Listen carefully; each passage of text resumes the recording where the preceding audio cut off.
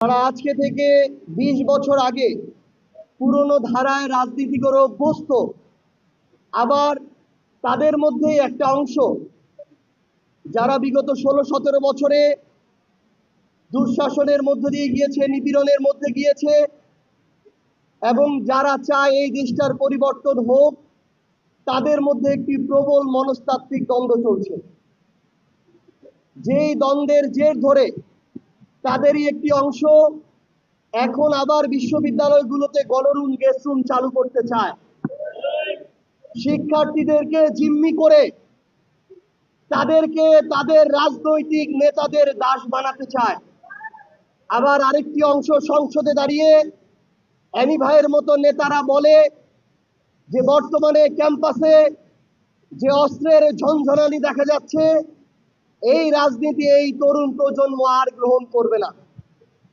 আমরা তাদের মধ্যে দেখতে পাচ্ছি একটা বিশাল মনস্তাত্ত্বিক দ্বন্দ্ব। তারা তাদের জায়গা থেকে আমাদের বিদ্যুৎ মন্ত্রী প্রতিমন্ত্রী নিজেদের আসনে যতটুকু বিদ্যুৎ দরকার ততটুকু তারা দিয়ে বাংলাদেশের বাকি 298টা আসনে 10 থেকে 16 ঘন্টা পর্যন্ত লোডশেডিং করাচ্ছে। আমরা তাদের মধ্যে এক মনস্তাত্ত্বিক দ্বন্দ্ব দেখছি।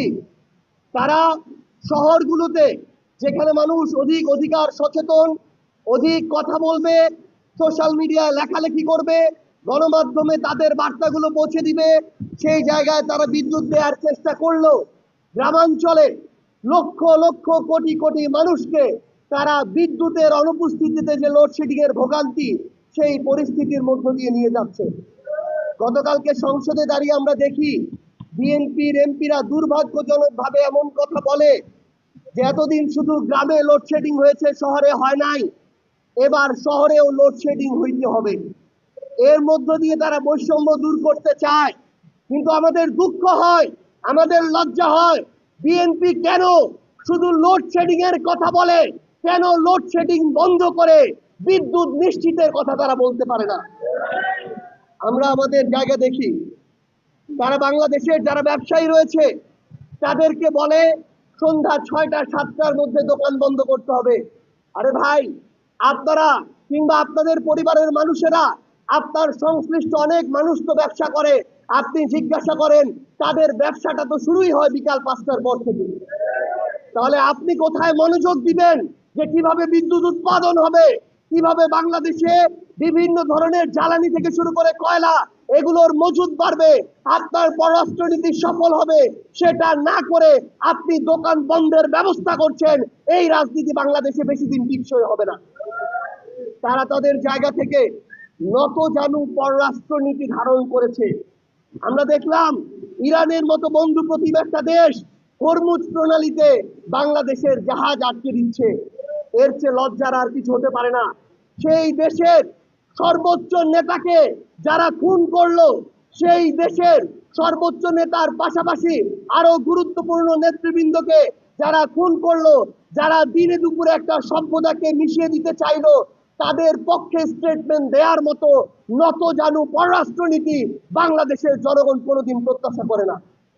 আমরা আহ্বান জানাবো আমার এই বিএনপি সরকারকে আমরা আহ্বান জানাই, দয়া করে আপনারা পুরনো পথ থেকে বের হয়ে আসেন, এই মনস্তাত্ত্বিক দ্বন্দ্ব থেকে বের হয়ে আসেন।